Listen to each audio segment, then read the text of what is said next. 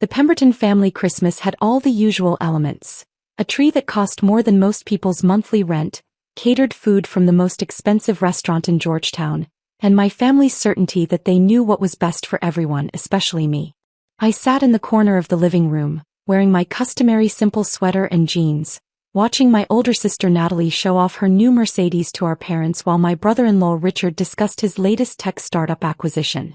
At 36, I'd learned to occupy space quietly at these gatherings, present but unremarkable. "Alexis," my mother Barbara called out, not bothering to come closer, just projecting her voice across the room like she was summoning a servant. "More wine. The Bordeaux, not that cheap Californian nonsense your father insists on buying." "Of course, Mom," I said, standing and moving toward the kitchen. "Still playing the dutiful daughter," Natalie murmured as I passed. "Some things never change." In the kitchen, I poured Mom's wine with steady hands. Through the window, I could see my father's Bentley in the driveway, parked next to Natalie's new Mercedes and Richard's Porsche. My 10-year-old Honda Civic was relegated to the street. "Alexis." Dad's voice boomed from the living room. "Come in here. We have news." I returned with the wine, handing it to Mom before taking my seat again. Dad, Thomas Pemberton III, stood by the fireplace like he was about to deliver a boardroom presentation. At 67, he still ran Pemberton Capital Management with an iron fist, managing $800 million in client assets and never letting anyone forget it. "Your mother and I have made an executive decision regarding your property situation," he announced. Something cold settled in my stomach. "My property situation?" "That house you bought in Spring Valley," Mom said, waving her hand dismissively. "The one you never use. It's been sitting empty for 3 years, Alexis. Just sitting there, accumulating dust and wasting equity." "It's not empty," I said quietly. "I use it when I'm in town." "You're never in town," Natalie interjected. "You're always traveling for work," she made air quotes, "doing whatever it is you do. That house sits vacant 340 days a year. It's wasteful." "We sold it," Dad announced proudly. "Got an excellent price too. $2.8 million. Well above market value. The buyer wanted a quick close, so we handled everything." The room tilted slightly. "You sold my house." "Don't be dramatic," Mom said. "It was the sensible thing to do. The property was in your name, yes, but you'd added us as co-owners when you bought it. Remember? You said you wanted our financial expertise, in case anything happened to you." I did remember. 4 years ago, when I'd bought the property, I'd been new to my position and uncertain about the legal complexities. I'd asked my parents for help with the paperwork, and they'd suggested adding themselves as co-owners for estate planning purposes. "You sold my house without asking me," I said, keeping my voice level. "We're asking you to be grateful," Dad corrected. "We negotiated an excellent deal. After closing costs and our finder's fee, 20%, which is standard, you'll net about $2.1 million. We'll have a check for you by New Year's." "Finder's fee," I repeated. "We did all the work," Mom explained as if speaking to a child. "Found the buyer, negotiated the terms, handled the closing. That's worth compensation, Alexis. In the real world, people get paid for their expertise." Richard leaned forward, his expression dripping with condescension. "Honestly, Alexis, you should be thanking them. That property was just sitting there while you gallivant around doing your little consulting work or whatever it is. Your parents turned a stagnant asset into liquid capital." "My consulting work," I said softly. "Whatever it is," Natalie said with a shrug. "You've never really explained what you do, just that you work with international organizations and travel frequently. It all sounds very vague and, frankly, not particularly lucrative if you're still driving a 2015 Honda." "The house was important to me," I said. "Then you should have used it," Dad said firmly. "Real estate is an investment, not a sentimental indulgence. We maximized your return." "You're welcome." I took a sip of my coffee, regular grocery store coffee, not the expensive imported beans my parents favored, and set the cup down carefully. "When did you close?" I asked. "Yesterday," Mom said brightly. "Christmas Eve. The buyer wanted to close before the end of the year for tax purposes. Very motivated. Paid cash." "Who was the buyer?" "Some investment group," Dad said, pulling out his phone to check. "Meridian Property Holdings, LLC. They're flipping luxury properties in Spring Valley. Probably going to gut renovate and resell for $4 million. Smart investors. You sold to a property flipper, I said quietly. We sold to the highest bidder, Dad corrected. That's how capitalism works, Alexis. Perhaps if you'd spent less time on your mysterious consulting work and more time building actual wealth, you'd understand these concepts. Natalie stood stretching like a cat. Anyway, crisis averted. That house was becoming an embarrassment. People kept asking why you had a $2.8 million property sitting empty. Made the whole family look strange. Can't have that, I murmured. No, we can't, Mom agreed, missing my sarcasm entirely. The Pembertons have a reputation to maintain. Your father sits on 3 corporate boards. I chair the hospital auxiliary. Natalie's on the museum council. We can't have people thinking we have a daughter who doesn't understand property management. Of course not, I said. My phone buzzed in my pocket. I pulled it out, glanced at the screen and felt my pulse quicken. Urgent. Security breach at Spring Valley residence. Unauthorized sale detected. Diplomatic security responding. Call immediately. Director Morrison. Excuse me, I said, standing. I need to take this call. Now. Mom looked irritated. Alexis, we're in the middle of Christmas. Whatever work emergency you think you have can wait. It can't, I said simply and walked out of the room. In the quiet of the guest bathroom, I called Director Morrison. Alexis, he answered immediately. We have a situation. Your parents sold the Spring Valley property to Meridian Property Holdings. The transaction was flagged in our monitoring system this morning. I just found out, I said quietly. They told me at Christmas dinner. Announced it like good news. Do they know what that property is? Morrison asked carefully. No, I said. They think it's my personal residence that I never use. They don't know it's designated diplomatic property. Jesus, Morrison breathed. Alexis, that property is registered with the State Department as a secured diplomatic residence. It's part of your security protocol as Deputy Chief of Mission. The designation is in the property records. Anyone doing proper due diligence would have seen it. Meridian Property Holdings probably didn't look that deep, I said. And my parents definitely didn't. They saw an empty house and an opportunity to maximize returns. The Diplomatic Security Service is already responding, Morrison said. They're treating this as a potential security breach. The sale of diplomatic property without State Department authorization is a serious violation. What happens now? The sale is void, Morrison said firmly. Diplomatic property can't be sold without federal clearance. The State Department will notify all parties, reverse the transaction and investigate how this happened. Alexis, there could be criminal charges. Unauthorized sale of diplomatic property, fraud, potentially violations of the Foreign Missions Act. Criminal charges, I repeated quietly. Your parents sold federal property, Morrison said. Even if they didn't know that's what it was, ignorance isn't a defense. They accessed property records, executed a sale and took money. 20% of $2.8 million is $560,000. That's more than $500,000 obtained through the sale of diplomatic property. When will diplomatic security arrive? They're already en route to your parents' address, Morrison said. 15 minutes. I'm sorry, Alexis. I know this is your family, but this is a federal matter now. I understand, I said. Thank you for the heads up. I ended the call and stared at my reflection in the bathroom mirror.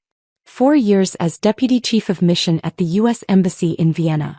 4 years of quiet, careful work managing diplomatic relations, coordinating with foreign governments, overseeing security protocols.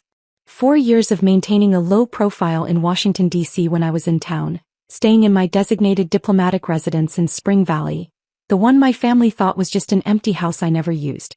The residence was specifically chosen for its security features, its distance from main roads, its defensible position. It was registered with the State Department. It was protected by diplomatic status. It was, legally speaking, an extension of U.S. federal property. And my parents had just sold it to a property flipper for cash. I returned to the living room. Dad was showing Richard something on his phone, probably the closing documents. Mom was telling Natalie about the excellent negotiating she'd done. No one looked up when I entered. Everything okay? Natalie asked absently. Not really, I said, sitting down. That call was from the State Department. About the house. The State Department? Dad looked up, frowning. Why would State be calling about a private real estate transaction? Because it's not private real estate, I said calmly. It's diplomatic property. Registered with the federal government. Part of my security protocol. The room went silent. What are you talking about? Mom asked slowly. I don't work in consulting, I explained. I'm the deputy chief of mission at the U.S. Embassy in Vienna. I'm the second highest-ranking American diplomat in Austria. The Spring Valley property isn't my personal residence. It's my designated diplomatic housing for when I'm in Washington. It's registered with the State Department as protected diplomatic property. That's absurd, Dad said, but his voice had lost confidence. You would have told us if you worked for the State Department. I've been telling you for 4 years, I said quietly. Every time you asked what I do, I said I work with international organizations on diplomatic relations. You assumed I meant consulting. I corrected you multiple times. You didn't listen. But, diplomatic property? Mom's face had gone pale. That means you just sold federal property without authorization, I said. The Diplomatic Security Service is treating this as a security breach. They're investigating how diplomatic property ended up being sold to a private buyer. We didn't know. Natalie protested. How could we know? The designation is in the property records, I said. Anyone doing proper due diligence would have seen it. There's a notation that the property is registered with the State Department under diplomatic protocols. You didn't check because you assumed you knew better than me what the property was. Dad's phone rang. He answered it, his expression shifting from irritation to confusion to fear as he listened. Yes, this is Thomas Pemberton, he said. What? Oh, yes, I understand. When? He paused. They're already here? The doorbell rang. Through the front window I could see 3 black SUVs parked in the driveway. Men and women in dark suits with badges visible were approaching the door. Dad ended his call and looked at me, his face ashen. That was my lawyer. The State Department's Diplomatic Security Service is here. They want to talk to us about the property sale. I know, I said. I told you they were coming. Mom stood abruptly. This is a mistake. We'll explain that we didn't know. They'll understand. They'll understand that you sold diplomatic property without authorization, I said. Whether you knew or not doesn't change what you did. The doorbell rang again, more insistently. Richard moved toward the door, his usual swagger completely gone. He opened it to reveal 5 people in suits, badges prominently displayed. Thomas and Barbara Pemberton? The lead agent, a woman in her 40s with sharp eyes, addressed my parents. I'm Special Agent Jennifer Walsh, Diplomatic Security Service. We need to discuss the unauthorized sale of property located at 4750 Springland Lane. There must be some mistake, Dad started. There's no mistake, sir, Agent Walsh said firmly. That property is registered as a diplomatic residence under State Department protocols. It cannot be sold, transferred, or altered without federal authorization. You executed a sale yesterday without proper clearance. We need to speak with you about how that happened. We didn't know it was diplomatic property, Mom said desperately. Our daughter never told us. Your daughter is Deputy Chief of Mission Alexis Pemberton, Agent Walsh said, consulting her tablet. She's held that position for 4 years. The property was purchased in her name and immediately registered with state as her secured diplomatic residence in the continental United States. The registration is clearly noted in the property records. We didn't see that, Dad protested. You didn't look, Agent Walsh corrected. Mr. and Mrs. Pemberton, we need you to come with us for questioning. We also need to speak with the buyer and their representatives. This is a federal investigation into the unauthorized sale of diplomatic property. Federal investigation? Natalie looked like she might faint. Ma'am, are you involved in this transaction? Agent Walsh turned to her. No, I'm just the sister. Then you're free to go. Mr. and Mrs. Pemberton, if you'll come with us. Wait, Dad said. We need to call our lawyer. We have rights. You absolutely have rights, sir, Agent Walsh said. You have the right to legal representation. You have the right to remain silent. I suggest exercising the latter until you've secured the former. This is a serious matter, Mr. Pemberton. The sale of diplomatic property without authorization violates multiple federal statutes. We'll return the money, Mom said quickly. Just give us the buyer's information and we'll reverse the whole thing. It's not that simple, ma'am, another agent said. The property is under federal protection. The sale is automatically void, but the attempt to sell it, the execution of the transaction, and the receipt of funds all constitute separate violations. Violations of what? Dad demanded. The Foreign Missions Act for one, Agent Walsh said. Potentially fraud, conspiracy to commit fraud and misrepresentation of property status. We'll know more after our investigation. Richard had gone very quiet in the corner. I advised them on the sale, he said suddenly. I helped structure the LLC transaction. I didn't know about the diplomatic status either. Then we'll need to speak with you as well, Mr. Richard Chin. I'm married to their daughter Natalie. Mr. Chin, we'll need a statement from you about your involvement in the transaction. Agent Walsh turned to me. Deputy Chief Pemberton will need a statement from you as well. About the property, your position, and why your family had access to diplomatic property. They were listed as co-owners, I said. I added them when I first purchased the property because I was new to the diplomatic service and uncertain about the legalities. It was poor judgment on my part. We'll need that in writing, Agent Walsh said. But for now, Mr. and Mrs. Pemberton, please come with us. Alexis, Mom turned to me, tears in her eyes. Fix this. You work for the government. Tell them this was a misunderstanding. I can't fix this, Mom, I said quietly. You sold federal property. That's not a misunderstanding. That's a crime. We're your parents. Dad's voice rose. You owe us. I owe you nothing, I said, my voice still calm. You've spent 4 years dismissing my career, mocking my choices, assuming you knew better than me about my own life. You sold my home without asking because you thought I was too incompetent to manage my own property. Now you're facing consequences and you want me to save you from them. We didn't know, Mom repeated desperately. You didn't ask, I corrected. You never asked what I actually do. You never asked why I needed that specific property. You never asked why it was empty most of the year. You assumed and you acted on those assumptions, and now you're learning that assumptions have consequences. Agent Walsh gestured toward the door. Mr. and Mrs. Pemberton, let's go. As they were being escorted out, Natalie turned to me. You're really just going to let them take our parents? They're not being arrested, I said. They're being questioned. There's a difference. But you could stop this. You're some big diplomatic official. Tell them it's fine that Mom and Dad made a mistake. It's not fine, I said. And I can't tell federal agents to ignore a violation of diplomatic security protocols. That's not how any of this works. So you're choosing your job over your family, Natalie said, her voice sharp with accusation. I'm choosing reality over your fantasy, I said. You've all spent years treating me like I'm the incompetent one, the one who doesn't understand how the real world works. Now the real world is showing you that I understand it better than you do. Richard was on his phone, presumably calling his lawyer. Natalie was crying. And I was sitting in the wreckage of Christmas dinner, watching my parents' Bentley follow 3 federal SUVs down the driveway. My phone buzzed. A text from Director Morrison. Situation contained. Your parents are being questioned but not arrested yet.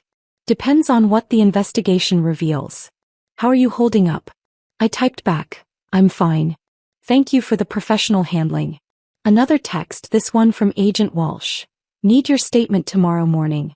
State Department Headquarters, 9 a.m. Bring all documentation related to the property purchase and co-ownership arrangement. I'll be there, I responded. Natalie approached me, her tears genuine but her approach calculating. Alexis, please. For our parents. They made a mistake. Can't you do something? What would you like me to do? I asked. Lie to federal investigators? Claim this wasn't a violation? Pretend that selling diplomatic property is no big deal. I'd like you to remember that they're family, Natalie said. I'd like you to remember that for 4 years, you've treated me like I'm stupid, I said. Like my career is a joke. Like my choices are wrong. Like I need you to manage my life because I'm too incompetent to do it myself. We never said that, Natalie protested. You said it constantly, I corrected. Every time you mocked my Honda. Every time you asked what I really do for work. Every time you dismissed my travel as gallivanting around. Every time you treated my absence as neglect instead of recognizing it as the demands of a serious career. You never corrected us, she said weakly. I corrected you dozens of times, I said. You didn't listen. You'd already decided who I was, so you filtered everything I said through that belief. I told you I was deputy chief of mission. You heard works in consulting. I told you the property was for work. You heard doesn't use it. I told you my travel was essential. You heard gallivanting. Richard ended his call and approached cautiously. My lawyer says this is serious. That your parents could face federal charges. Fraud, violations of the Foreign Missions Act. He says they could go to prison. They could, I agreed. Depends on what the investigation reveals about their intent and knowledge. You have to help them, he pressed. Why? I asked simply. Because they're family. Family doesn't sell your home without asking, I said. Family doesn't take a $560,000 finder's fee from your property. Family doesn't dismiss your career and mock your choices and treat you like you're incompetent. They did all of those things. Now they're facing consequences. So you're going to let them go to prison? Natalie asked, horrified. I'm going to tell the truth to federal investigators, I said. What happens after that is out of my control. If they're charged, they'll have lawyers. If they're convicted, they'll have appeals. But I'm not going to lie or manipulate or abuse my position to protect them from the consequences of their own actions. That's cold, Richard said. That's professional, I corrected. I'm a diplomatic official. I'm held to a higher standard. I can't use my position to interfere with federal investigations, and I wouldn't even if I could. They broke the law. That matters more than family loyalty. My phone rang. Director Morrison again. Alexis, we need you back in Vienna immediately. The situation here is escalating and we need the deputy chief of mission in country. Can you be on a plane tonight? Yes, I said. I'll head to the airport now. Good. I'm sorry about your family situation. It is what it is, I said. They made their choices. I ended the call and stood. I have to go. I'm needed in Vienna. Now. Natalie looked incredulous. Alexis, Mom and Dad are being interrogated by federal agents and you're just leaving? I have a job, I said simply. A job that matters. A job that takes precedence over family drama that my parents created themselves. You're unbelievable, she said. No, I corrected. I'm finally done letting you all treat me like I'm the problem. You sold my house. You took more than $500,000. You violated federal law. Those are your problems, not mine. I gathered my coat and bag. What should we tell Mom and Dad? Richard asked. Tell them I hope they've learned to ask questions before making assumptions, I said. Tell them that dismissing someone doesn't make them less competent. It just makes you blind. Tell them that I spent 4 years trying to help them understand my life, and they spent 4 years refusing to listen. You're really just leaving, Natalie said, and it wasn't a question. I really am, I confirmed. I have diplomatic cables to review, meetings with Austrian officials, and a security briefing scheduled for tomorrow afternoon Vienna time. Your drama isn't more important than my actual responsibilities. I walked to the door, then paused and turned back. One more thing, I said. The property will be returned to my sole ownership once this investigation concludes. When it is, I'll be removing you all as co-owners, emergency contacts, and from any documentation related to my life.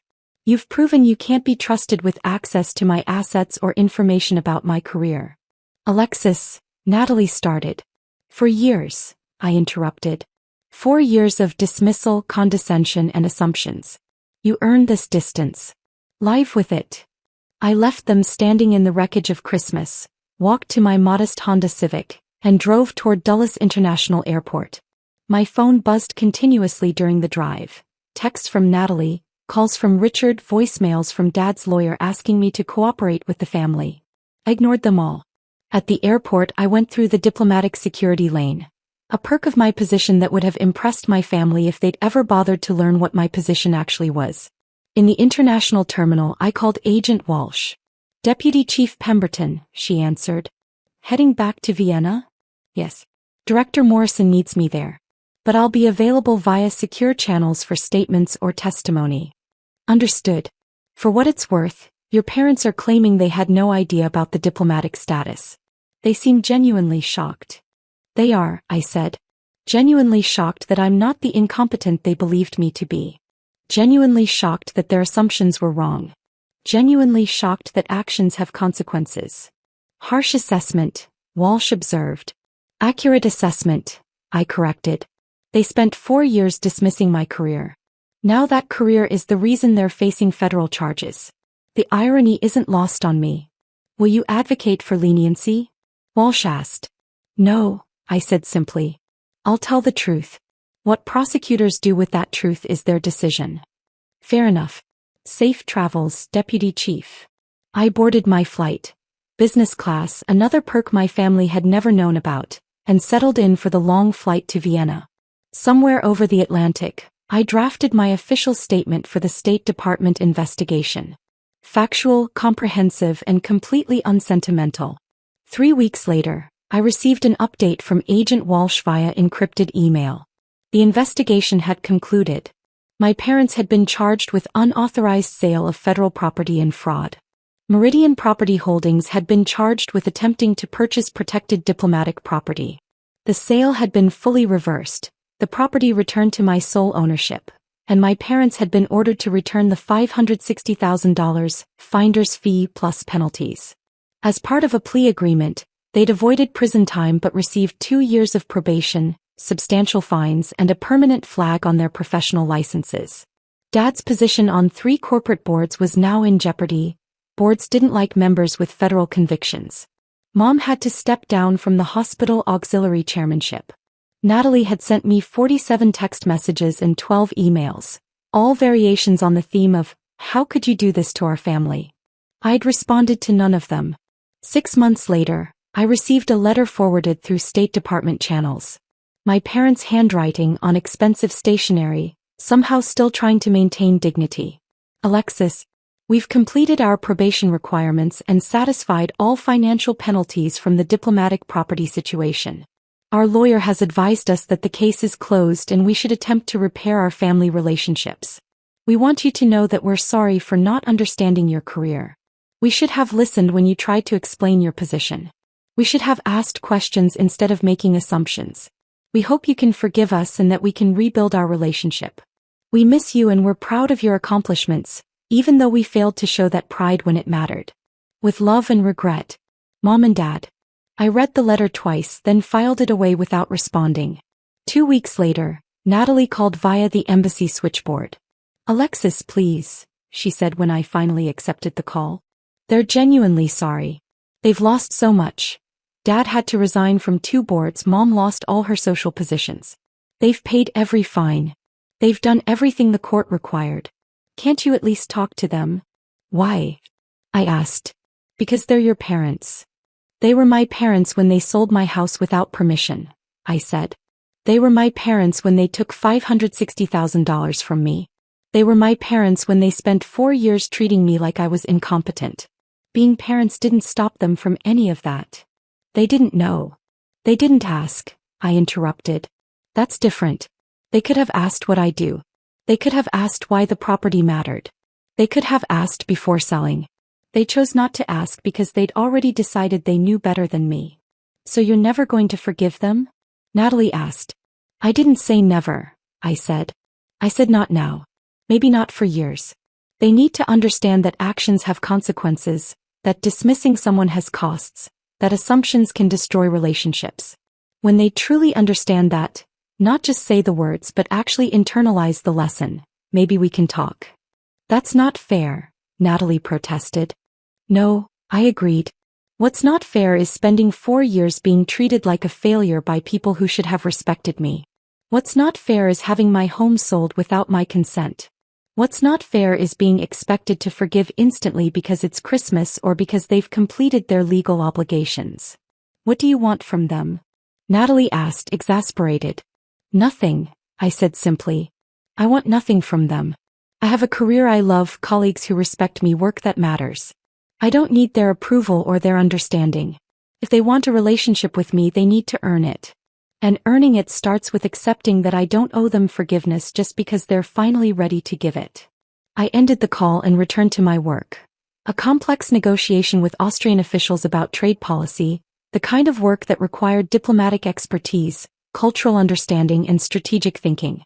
The kind of work I'd been doing for 4 years while my family thought I was gallivanting around, doing consulting. The kind of work that mattered more than their belated apologies. 3 years later, I was promoted to ambassador. My first posting, Switzerland. The announcement made international news. Youngest female ambassador in U.S. history, extensive diplomatic experience, fluent in 4 languages. My parents sent flowers and a card. I acknowledged receipt through my assistant. 5 years after the Spring Valley incident, I was home in D.C. for a conference. On a whim, I drove past my parents' house in Georgetown. Dad answered the door. He looked older, diminished. The Bentley was gone, replaced by a modest Lexus. The house looked the same but somehow smaller. "Alexis," he said, and his voice cracked. "You came." "I was in the neighborhood," I said. "Thought I'd stop by." "Please come in." Mom was in the living room. She stood when she saw me, her hands twisting together nervously. "Alexis. It's so good to see you. You look well," I said neutrally. "We've been following your career," Dad said. "Ambassador to Switzerland. We saw the news. We're very proud." "Thank you," I said. "We're sorry," Mom said, the words rushing out. "Not just sorry we got caught or sorry we faced consequences. We're sorry we didn't see you. We're sorry we dismissed your work and your choices and your entire career. We're sorry we sold your house. We're sorry we made assumptions instead of asking questions. We lost a lot because of what we did," Dad added. "Money, status, respect. But we lost you, and that's the loss that actually matters. We understand that now. We understand what we threw away." I looked at them, my parents, humbled and genuine, finally seeing me. "I appreciate the apology," I said. "And I believe you mean it. But I'm not ready to rebuild what we had." "We understand," Mom said quickly. We hope someday you might be." "Maybe," I said. "But that day isn't today. Today I'm here to tell you that I forgive you. Not because you deserve it, but because I deserve not to carry anger anymore. But forgiveness doesn't mean reconciliation. It means I'm letting go of the hurt so I can move forward." "That's fair," Dad said quietly. "I have a conference to get back to," I said, moving toward the door. "But I wanted you to know I received your letters and your messages. I wanted you to know I'm doing well.